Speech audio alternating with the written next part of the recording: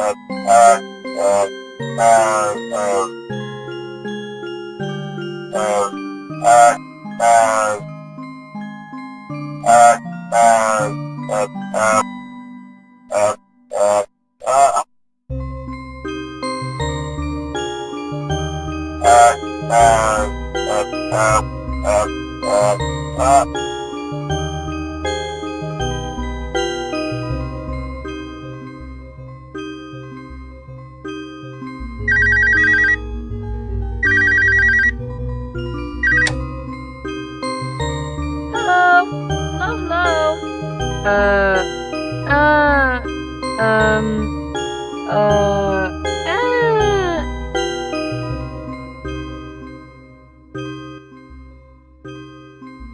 Sure, Shug.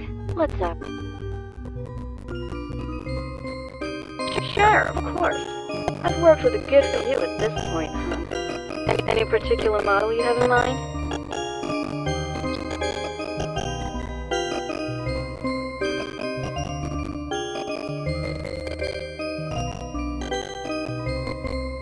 Harry.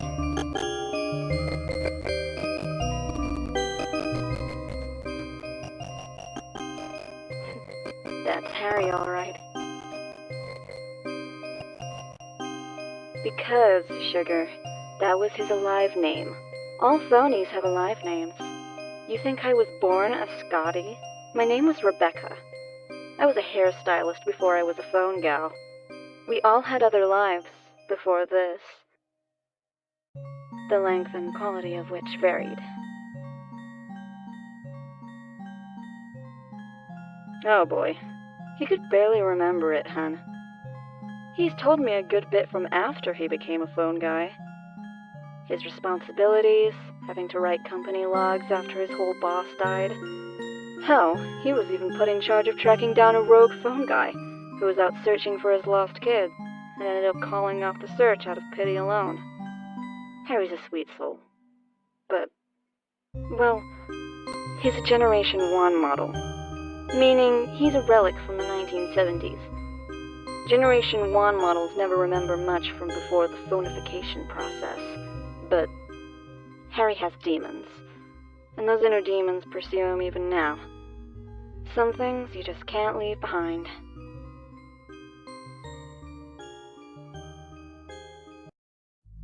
Harry was a young man when he had his accident. I always found that particularly tragic. He fought in Vietnam, you know. I can only imagine how many death-defying situations he came out of in those jungles, only to die in a bear suit. It's so ridiculous that I feel angry just thinking about it. I sure hope he doesn't feel the same way. It's honestly pretty hard to think about. He was still barely old enough to fend for himself, even after he got home from the war. Got a part-time job at the local Freddy's joint, ended up excelling at his career. He survived a war and lived a soldier's life. Order and routine came naturally to him. But then, well, I needn't gossip. Well, you know, usually in a lot of cases, phone guys tend to remember their past lives and try to find their old families. But in this case, the opposite happened. When Harry went missing, well, his family came looking for him. They knew where he worked, after all.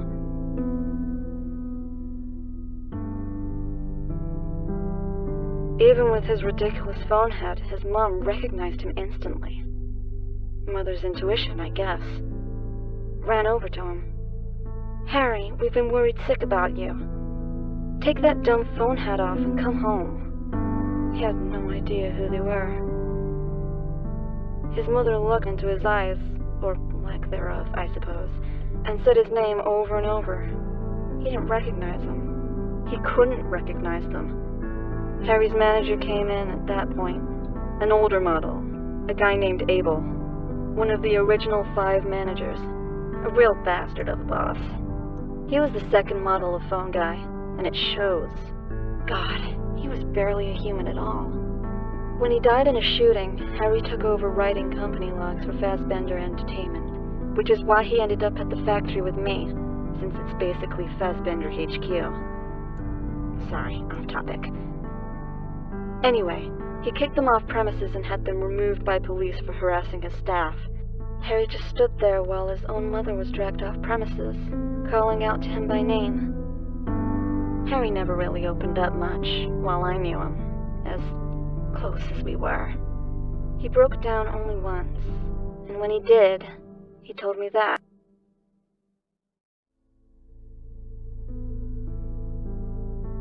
I don't think he even really believes that he is Harry, but, well, I think it's a fantasy of his. The idea that someone cared enough to come look for him.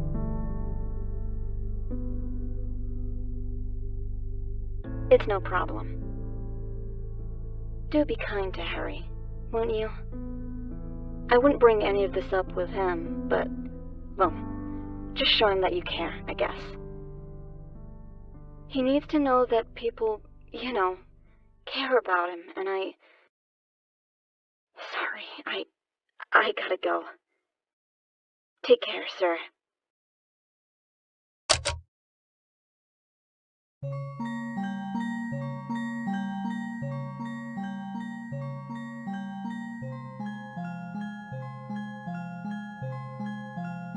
Hello? Hello? Uh, uh, uh, uh, uh,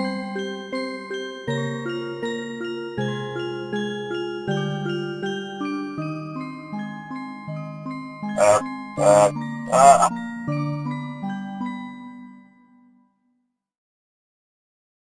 uh, uh, uh,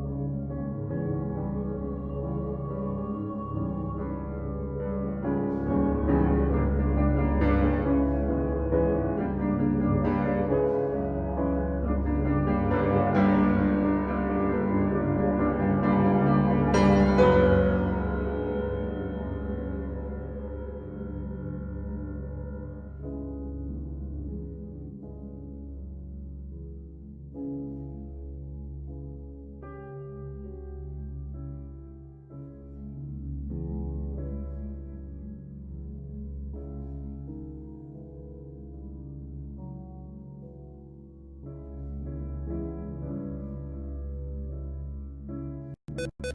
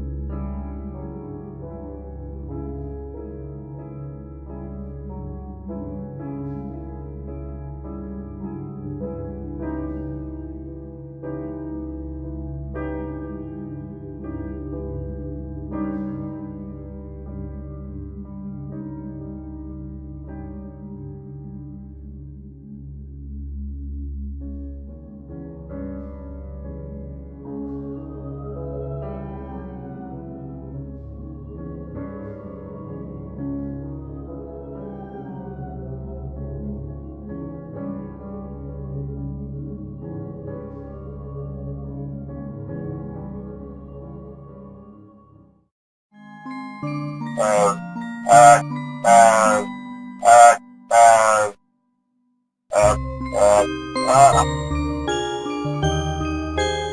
uh, uh,